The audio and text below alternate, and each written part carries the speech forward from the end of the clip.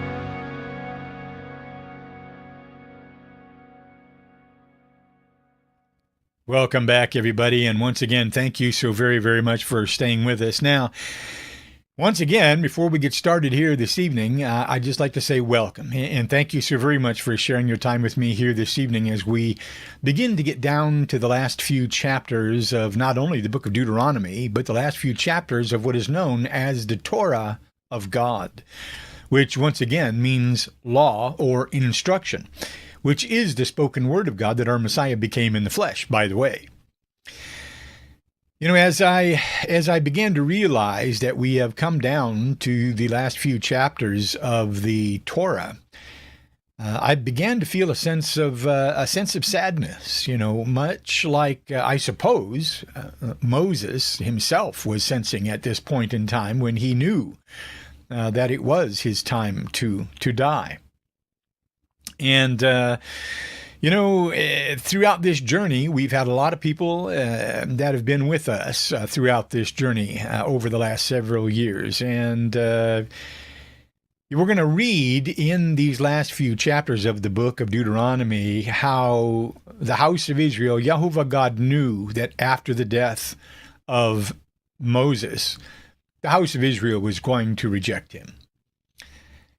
And we've had that same thing happen in our ministry to a degree as well. And we've had people that started out with us and they were gung-ho and people we thought would never leave and always be faithful and always be there. Not so much. Not so much. People have turned away to other books and other teachings of men and other things. And it saddens my heart to know that we've lost them and that they have done this. But again, when we take a look at the book of Moses, the book of Deuteronomy, written by Moses, and we take a look at the historical facts of what has taken place here, it gives you a little bit of a sense of what Moses must have felt like. And God told Moses that is after his death that the house of Israel would indeed turn on him. After all the work that Moses did, all of this, he's 120 years old now. He knew what was going to happen. And so, my heart became a little heavy, and it is a little heavy this evening, as I turn back to the Holy Impact Ministries YouTube channel, and I realized that, we started this journey of studying the Torah almost 6 years ago. October will be 6 years, and it has literally taken the better part of 6 years of our lives to journey through this spoken word of God. And I still fear beyond the shadow of a doubt that we've still left some things on the table unsaid and unexplained. October 19th of 2017 was when we posted our first introduction to the book of Genesis, and looking back, there have been what seems to be a lifetime of events and people who have come and gone during that time. And as I begin to get to the point of bringing this study to a close 6 years later, there's no doubt in my mind that my heart is feeling just a little bit, maybe, of what Moses must have been feeling at the end of his journey. As we'll soon see in Deuteronomy chapter 31, Moses, again, was 120 years old when he finally said that he was no longer able to go in and come out, and that Yahuwah God had told him that he shall not go over the Jordan into the promised land because Moses had broken faith with God in the midst of the people of Israel at the waters of Meribah Kadesh in the wilderness of Zin, and because he did not treat God as holy in the midst of the people of Israel. In these last 4 chapters of the book of Deuteronomy, we will literally witness the passing of the mantle from Moses to Joshua, and we'll see the end of Moses as he finally lays down and is gathered together with his fathers. And so as we read down through these last 4 chapters of the book of Deuteronomy, it's important to reflect upon the legacy that Moses has left behind and what that legacy means for you and I here today as we stand at the end of the age in these last days before the return of our Messiah, who will once again, just like Moses, lead us as God's people back across the Jordan and into the promised land in an exodus far greater than Moses could ever even imagine. Keeping in mind that it is written that our Father in heaven teaches us the end from the beginning.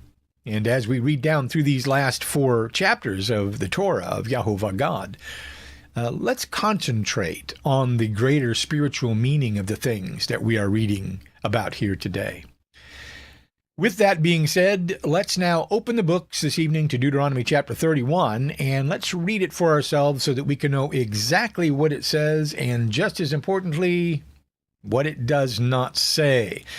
And let's hear the last words of the prophet who was the mediator between God and man in the beginning. Deuteronomy chapter 31. Deuteronomy chapter 31. It says this: Moses continued to speak these words to all Israel. And he said to them, I am 120 years old today. I am no longer able to go out and come in. Yahovah has said to me, you shall not go over this Jordan. Yahovah, your God himself, will go over before you. He will destroy these nations before you so that you shall dispossess them, and Joshua will go over at your head as Yahovah has spoken. And Yahovah will do to them as he did to Sihon and Og, the kings of the Amorites, and to their land when he destroyed them.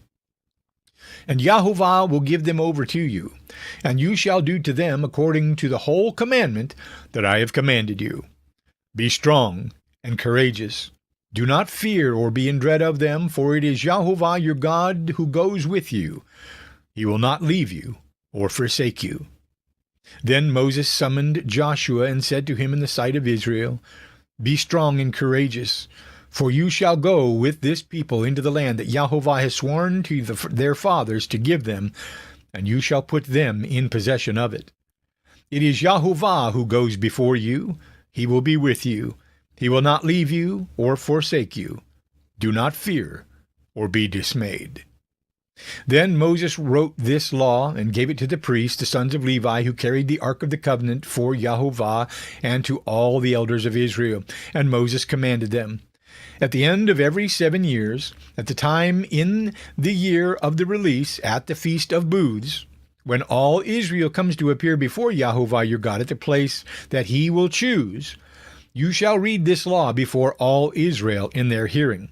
Assemble the people, men, women, and the little ones, and the sojourner within your towns, that they may hear and learn to fear Yahovah your God, and be careful to do all the words of this law, and that the children who have not known it may hear and learn to fear Yahovah your God, as long as you live in the land that you're going over the Jordan to possess. And Yahovah said to Moses, Behold, the days approach when you must die. Call Joshua and present yourselves in the tent of meeting, that I may commission him. And Moses and Joshua went and presented themselves in the tent of meeting. And Yahovah appeared in the tent in a pillar of cloud, and the pillar of cloud stood over the entrance of the tent. And Yahovah said to Moses, Behold, you are about to lay down with your fathers. Then this people will rise and whore after the foreign gods among them in the land that they were entering, and they will forsake me and break my covenant that I have made with them. Then my anger will be kindled against them in that day, and I will forsake them and hide my face from them, and they will be devoured. And many evils and troubles will come upon them, so that they will say in that day, Have not these evils come upon us because of our God is not among us? And I will surely hide my face in that day because of all the evil that they have done, because they have turned to other gods. Now, therefore, write this song and teach it to the people of Israel. Put it in their mouths, that this song may be a witness for me against the people of Israel. For when I have brought them into the land flowing with milk and honey, which I swore to give to their fathers, and they have eaten, and they are full and grown fat, they will turn to other gods and serve them, and despise me and break my covenant. And when many evils and troubles have come upon them, this song shall confront them as a witness, for it will live unforgotten in the mouths of their offspring. For I know what they are inclined to do even today, before I have brought them into the land that I swore to give." So Moses wrote this song the same day and taught it to the people of Israel. And Yahuwah commissioned Joshua, son of Nun, and said, "Be strong and courageous, for you shall bring the people of Israel into the land that I swore to give them. I will be with you." When Moses had finished writing the words of this law in a book to the very end, Moses commanded the Levites who carried the Ark of the Covenant of Yahuwah, "Take this book of the law and put it by the side of the Ark of the Covenant of Yahuwah your God, that it may be there for a witness against you. For I know how rebellious and stubborn you are. Behold, even today, while I am yet alive with you, you have been rebellious against Yahuwah. How much more after my death? Assemble to me all the elders of your tribes and your officers, that I may speak these words in their ears and call heaven and earth to witness against them.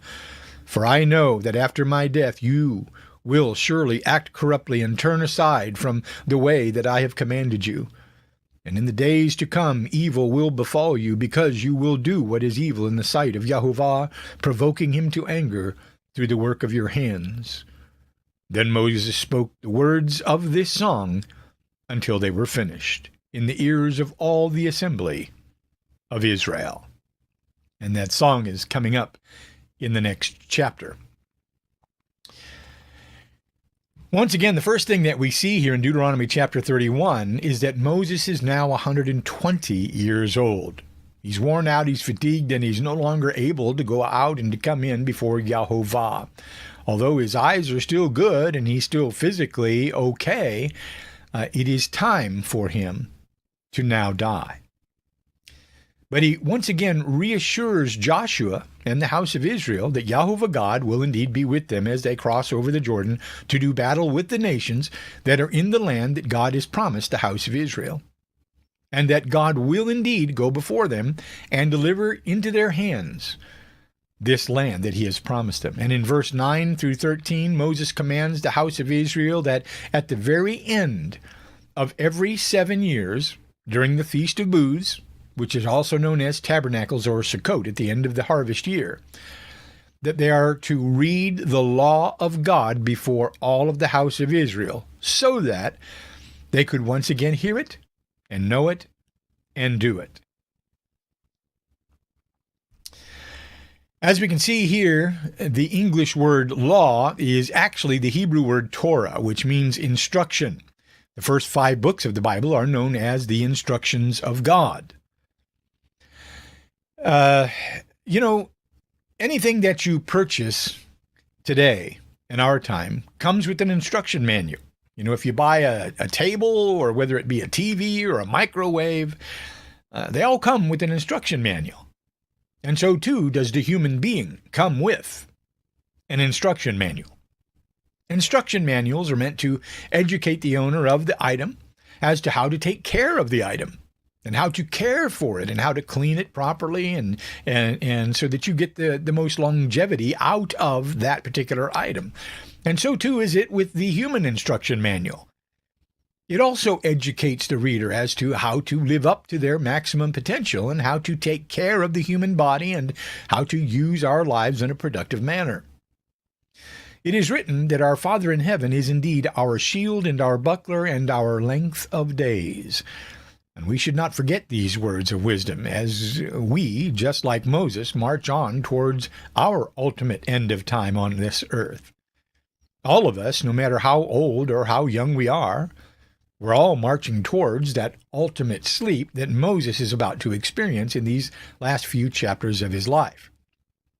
That day will come for all of us at one point in time or another. And we need to embrace it just as Moses is embracing his time left on earth by proclaiming the majesty and the power of the Creator of all things seen and unseen until his last dying breath. But what I find most interesting here in Deuteronomy chapter 31 is that Yahuwah God already knows that the house of Israel is going to reject him, even after he leads them into the promised land of milk and honey. even after he blesses them and gives them everything that he promised their forefathers. As Jehovah God commissions Joshua to lead the house of Israel, he's already letting Moses know that the house of Israel is going to reject him. And knowing this, God commands Moses to write a song that the house of Israel was to learn that would witness against them after they had done these things. And in Deuteronomy chapter 32, we hear that song of Moses that proclaims the evil works of the house of Israel and why God will ultimately turn against them after Moses leaves them. And the song that we're about to read is not pleasant by any means, but it is prophetical. And it does show that what God does to a nation that rejects him. It shows us as modern-day Christians what to expect when our Messiah returns to tread the winepress of the wrath of God upon the earth and to smash these nations like clay pots. And here it is here in Deuteronomy, chapters 31 and 32, that we learn why our Messiah will indeed rule over the nations with a rod of iron. That will once again be the spoken word of his Father in heaven. And so let's now turn to Deuteronomy chapter 32, and let's hear the song that Moses writes for the house of Israel to sing and to remember. Deuteronomy chapter 32. Deuteronomy chapter 32. And this is the song that Moses has written for them. Deuteronomy chapter 32, verse 1 begins by saying, "Give ear, O heavens, and I will speak, and let the earth hear the words of my mouth. May my teaching drop as the rain, my speech distill as the dew, like gentle rain upon tender grass, and like showers upon the herb. For I will proclaim the name of Jehovah, ascribe greatness to our God. The rock, his work is perfect, for all his ways are justice, a God of faithfulness and without iniquity. Just and upright is he. They have dealt corruptly with him. They are no longer his children because they are blemished. They are a crooked and twisted generation. Do you thus repay Jehovah, you foolish and senseless people? Is not he your father who created you, who made you and established you? Remember the days of old, consider the years of many generations. Ask your father, and he shall heritage. He found him in a desert land, and in the howling waste of the wilderness he encircled him. He cared for him, he kept him as the apple of his eye. Like an eagle that stirs up its nest, that flutters over its young, spreading out its wings, catching them, bearing them on its pinions.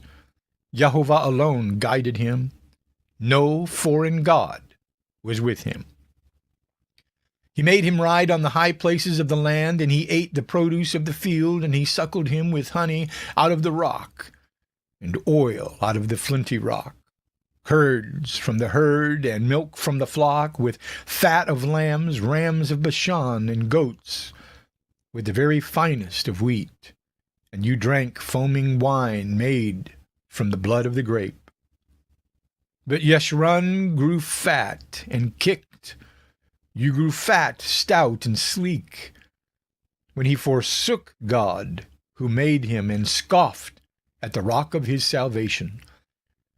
They stirred him to jealousy with strange gods. With abominations they provoked him to anger. They sacrificed to demons that were no gods, to gods that they had never known, to gods that had come recently, to whom your fathers had never dreaded. You were unmindful of the rock that bore you, and you forgot the God who gave you birth. Jehovah saw it and spurned them, because of the provocation of his sons and his daughters. And he said, I will hide my face from them, I will see what their end will be, for they are a perverse generation, children in whom is no faithfulness. They have made me jealous with what is no God. They have provoked me to anger with their idols. So I will make them jealous with those who are no people. I will provoke them to anger with a foolish nation. For a fire is kindled by my anger, and it burns to the depths of Sheol. devours the earth and its increase, and sets on fire the foundations of the mountains. And I will heap disasters upon them. I will spend my arrows on them.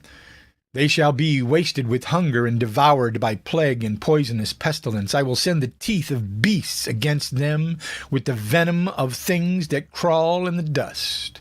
Outdoors the sword shall bereave, and indoors terror for young men and women alike, the nursing child with the man of gray hairs. I would have said, I will cut them to pieces. I will wipe them from human memory. Had I not feared provocation by the enemy, lest their adversaries should misunderstand, lest they should say, our hand is triumphant. It was not Yahovah who did all this. For they are a nation void of counsel, and there is no understanding in them. If they were wise, they would understand this. They would discern their latter end. How could one have chased 1,000 and two have put 10,000 to flight, unless their rock had sold them, and Yahovah had given them? For their flock is not as our rock. Our enemies are by themselves. For their vine comes from the vine of Sodom and the fields of Gomorrah. Their grapes are grapes of poison, and their clusters are bitter. Their wine is poisoned of serpents and cruel venom of asps. Is not this laid up in store with me, sealed up in my treasures? Vengeance is mine and recompense for the time when their foot shall slip, for the day of their calamity is at hand, and their doom comes swiftly. For Yahovah will vindicate his people and have compassion on his servants when he sees that their power is gone and there is none remaining, bond or free. Then he will say, where are their gods, the rock in which they took refuge, who ate the fat of their sacrifices and drank the wine of their drink offering? Let them rise up and help you. Let them be your protection. See now that I, even I, am he, and there is no God besides me. I kill, and I make alive. I wound, and I heal, and there is none that can deliver out of my hand. For I lift up my hand to heaven and swear as I live forever, if I sharpen my flashing sword and my hand takes hold on judgment, I will take vengeance on my adversaries and will repay those who hate me. I will make my arrows drunk with blood, and my sword shall devour flesh, with the blood of the slain and the captives from the long-haired heads of the enemy. Rejoice with him, O heavens, bow down to him, all gods, for he avenges the blood of his children, and takes vengeance on his adversaries. He repays those who hate him, and cleanses his people's land. Moses came and recited all the words of this song in the hearing of the people, he and Joshua the son of Nun. And when Moses had finished speaking all these words to all Israel, he said to them, take to heart all the words which I am warning you today, that you may command them to your children, that they may be careful to do all the words of this law. For it is no empty word for you, but your very life. And by this word you shall live long in the land that you are going over the Jordan to possess. That very day Yahovah spoke to Moses, go up this mountain of Abiram, Mount Nebo, which is the land of Moab, opposite Jericho, and view the land of Canaan, which I am giving to the people of Israel for a possession, and die on the mountain which you go up, and be gathered to your people, as Aaron your brother died on Mount Hor, and was gathered to his people, because you broke faith with me in the midst of the people of Israel at the waters of Meribah Kadesh, in the wilderness of Zin, and because you did not treat me as holy in the midst of the people of Israel. For you shall see the land before you, but you shall not go there, into the land that I am giving to the people of Israel.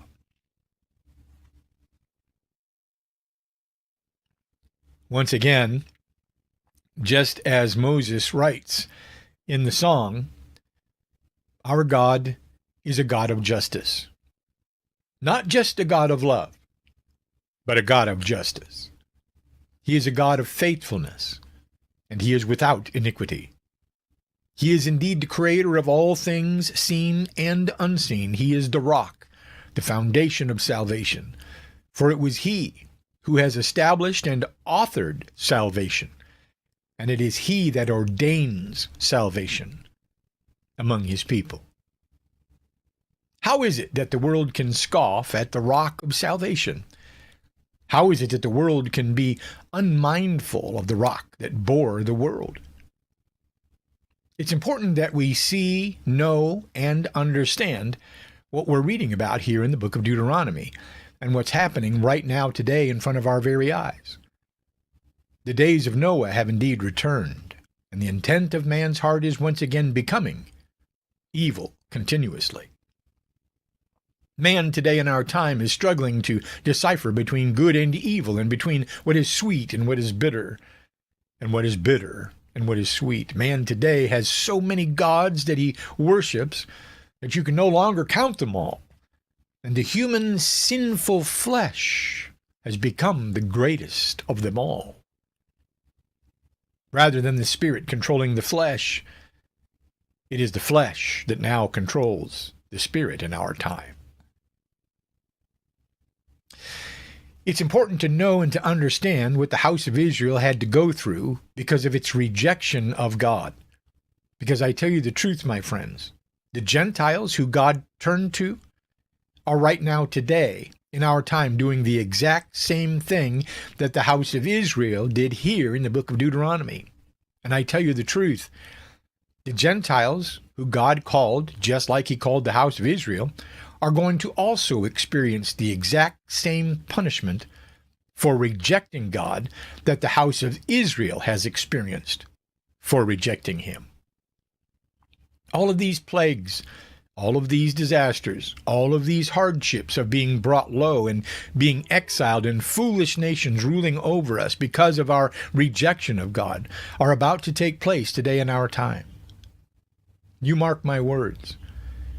Yahuwah God did not let the house of Israel get away with such rejection, and neither will he allow the Gentiles who he has called get away with it either. We must remember that our God is a just God, and he will not treat the house of Israel one way and yet not discipline the Gentile nations in exactly the same manner in which he disciplined the house of Israel. And yet, in the end, all of the Gentiles that Yahuwah God is called will indeed be grafted into the house of Israel. And as we listen closely to the blessing of Moses to the house of Israel in Deuteronomy chapter 33, we once again hear a blessing of salvation that is given to the whole house of Israel in the end. The final blessing of Moses upon the house of Israel is indeed a blessing that provides hope and mercy and grace and redemption, and yes, even salvation. For the unfolding plan of salvation was already being rolled out like a red carpet before the house of Israel while they were yet sinners. And yet the red carpet of salvation continues this very day to be rolled out before us as well. Even though the discipline of God is difficult to bear, it will be that very discipline that will bring us through the fire that will refine us all, so that we can finally graduate from the school of sin and death in order to be accepted in the eyes of our God and to receive the crown of victory that he has promised to all who endure to the end and who conquer over evil. And with that being said, let's now read the final blessing of Moses upon the house of Israel that we all have been grafted into. Again, this is important because this blessing for the house of Israel includes all of us Gentiles who have been grafted into the house of Israel. So let's turn to Deuteronomy chapter 33, and let's hear that for ourselves. Deuteronomy chapter 33 says this, Moses' final blessing on Israel. Moses says, this is the blessing with which Moses, the man of God, blessed the people of Israel before his death. He said, Yahuwah came from Sinai and dawned from Seir upon us. He shone forth from Mount Paran. He came from the 10,000 of holy ones with flaming fire at his right hand. Yes, he loved his people. All his holy ones were in his hand, so they followed in your steps, receiving direction from you when Moses commanded us a law as a possession for the assembly of Jacob. Thus Yahovah became king in Yeshurun, when the heads of the people were gathered, all the tribes of Israel together. Let Reuben live and not die, but let his men be few. And this he said of Judah, Hear, O Yahovah, the voice of Judah, and bring him into his people. With your hands contend for him, and be a help against his adversaries. And of Levi he said, Give to Levi your Thummim and your Urim, to your godly one, whom you tested at Massah, with whom you quarreled at the waters of Meribah, who said of his father and mother, I regard them not. He disowned his brothers and ignored his children. For they observed your word and kept your covenant. They shall teach Jacob your rules and Israel your law. They shall put incense before you and whole burnt offerings on your altar. Bless, O Yahovah, his substance, and accept the work of his hands. Crush the loins of his adversaries, of those who hate him, that they rise not again. Of Benjamin he said, The beloved of Yahovah dwells in safety. The high God surrounds him all day long and dwells between his shoulders. And of Joseph he said, Blessed by Yahovah be this land, with the choicest gifts of heaven above, and of the deep that crouches beneath, with the choicest fruits of the sun and the rich yield for the months, with the finest produce of the ancient mountains and the abundance of everlasting hills, with the best gifts of the earth, and its fullness, and the favor of him who dwells in the bush. May these rest on the head of Joseph, on the plate of him who is prince among his brothers. A firstborn bull, he has majesty, and his horns are the horns of a wild ox. With them he shall gore the people, all of them, to the ends of the earth.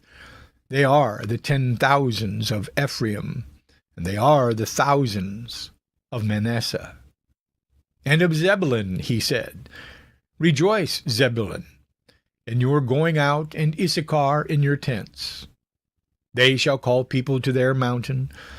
There they offer right sacrifices, for they draw from the abundance of the seas and the hidden treasures of the sand.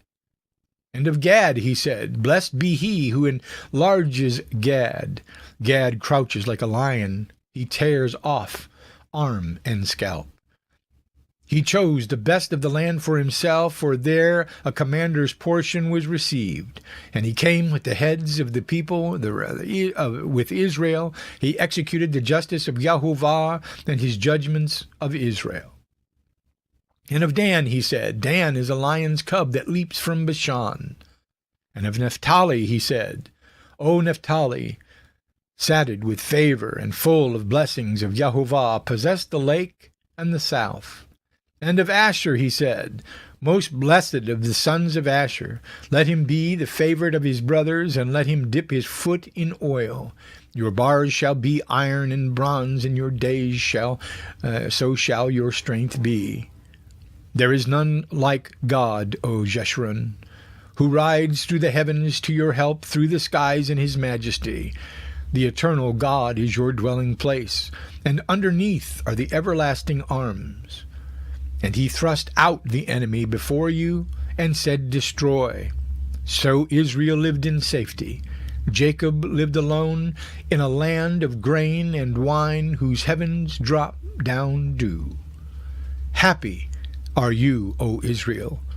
Who is like you, a people saved by Yahovah, the shield of your help and the sword of your triumph? Your enemies shall come fawning to you, and shall tread upon their backs. As we can clearly see here in the blessings that Moses bestowed upon the house of Israel, each and every one of the 12 tribes of Israel were mentioned in the blessing. And in the end, Moses once again reveals to us that Israel will indeed be happy, and that Israel will be saved by Yahovah God, and that the enemies of Israel will indeed come fawning after Israel in the end. In the end, in Deuteronomy chapter 33, verse 26, Moses calls the house of Israel Yeshurun, which is symbolic of the nature of Israel's, what Israel will ultimately be, which again means upright. And it will be when Israel has passed through the fire of redemption and has come to the realization of its wicked transgressions, that it will finally walk in uprightness in the eyes of Yahovah. That's what Yeshurun means. It means to be upright. And Israel will finally be upright. And God will once again make Israel happy, and Israel will, in the end, live in peace and prosperity. Which brings us to the end of the book of Deuteronomy with the death of Moses in Deuteronomy chapter 34. Let's turn now to the last chapter of the Torah, and let's hear how the end of Moses led to the beginning of Joshua's reign. Deuteronomy chapter 34. Deuteronomy chapter 34 says this: Then Moses went up from the plains of Moab to Mount Nebo, to the top of Pisgah, which is opposite Jericho. And Yahovah showed him all the land, Gilead as far as Dan, all Naphtali, and the land of Ephraim and Manasseh, all the land of Judah as far as the western sea, the Negeb and the plain, that is, the valley of Jericho, the city of palm trees, as far as Zor. And Yahovah said to him, This is the land which I swore to Abraham, to Isaac, and to Jacob. I will give it to your offspring. I have let you see it with your eyes, but you shall not go over there. So Moses, the servant of Yahovah, died there in the land of Moab, according to the word of Yahovah, and he buried him in the valley in the land of Moab, opposite Beth Peor. But no one knows the place of his burial to this day. Moses was 120 years old when he died. His eye was undimmed and his vigor unabated. And the people of Israel wept for Moses in the plains of Moab 30 days. Then the days of weeping and mourning for Moses were ended. And Joshua the son of Nun was full of the spirit of wisdom, for Moses had laid his hands on him. So the people of Israel obeyed him and did as Yahovah had commanded Moses. And there has not arisen a prophet since in Israel like Moses, whom Yahovah knew face to face. None like him for all the signs and the wonders that Yahovah sent him to do in the land of Egypt, to Pharaoh and to all of his servants and to all of his land, and for all the mighty power and all the great deeds of terror that Moses did in the sight of all Israel. And so it was that Moses was laid to rest in the land of Moab, according to the word of Yahovah. 120 years he lived. And just as we're told here, there had not risen since a prophet in Israel like Moses from Yahovah that Yahovah knew face to face. And there would not be another prophet like Moses until the son of David would arrive and be raised up from among the brothers of the house of Israel, just as we are told in Deuteronomy chapter 18. The second mediator between God and man would not be raised up until all of the prophecy of Moses had been fulfilled, and the house of Israel would be sent into exile because of their rejection of Yahovah God. And it would be at that point in time that Yahovah would then turn to the Gentile nations in order to make Israel jealous. And between that time and our time, the fullness of the Gentiles would continue to come in, as the serpent continues his war upon those who keep the commandments of Yahovah God and the testimony of Yeshua. We today are living out the last and final chapter of the end of the age before the return of our Messiah. And then at that point in time, there will yet be one more chapter that will last for another 1,000 years before the new heaven and the new earth are created. And the end finally comes when the remnant of mankind that is left will indeed live with Yahovah God in his new kingdom. With 6 years of study under our belts, we finally managed to get through the first 5 books of the Bible, and there is still no doubt in my mind that our Father in heaven has more to show us than what we've already seen and heard. My hope and my prayer is that we will all stay well grounded within the teachings of these first 5 books of our God-breathed Scripture, and understand that our Messiah was clearly told us that not one crossing of a T or one dotting of an I would pass from these first 5 books until heaven and earth pass away, which does not happen until after the 1,000-year millennial reign of our Messiah upon the earth. And therefore, let us be fully awake to the fact that there is yet still a higher spiritual understanding of the law, which is the spoken word of God, that we need to come to grips with. Let us continue to sacrifice the sins of the flesh upon the altar of Yahovah God, and let us continue to bring him the pleasing aroma of righteousness and obedience, and let us offer him the wave offering through our appreciation of his bounty and his provision each and every day. Let us always renew our minds daily as we endure the time that we have left, and let us fulfill our tithes and our offerings before him by picking up our crosses and following his only begotten Son back to him. And above all, let us always remember that it's not all about how much God loves us. It's about how much we love him.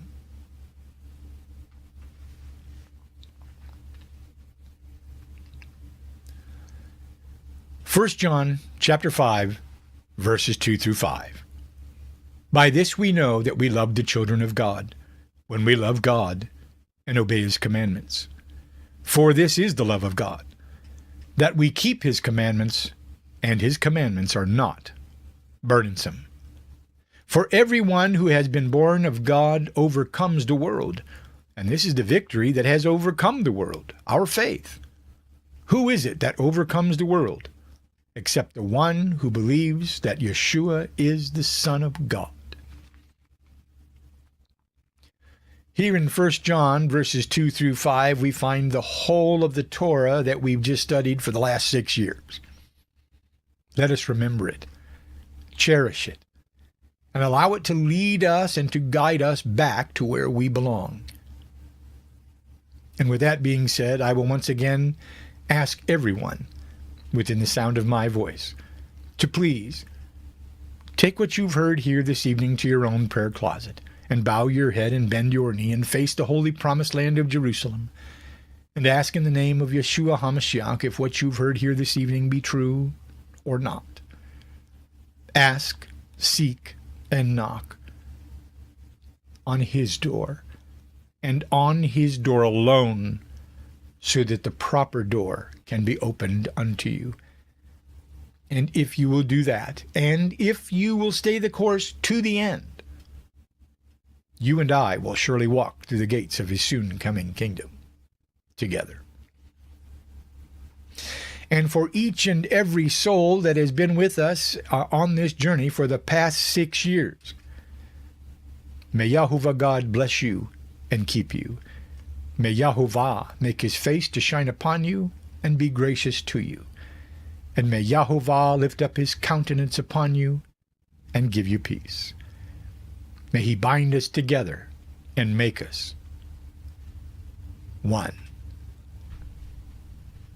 Shalom, everyone.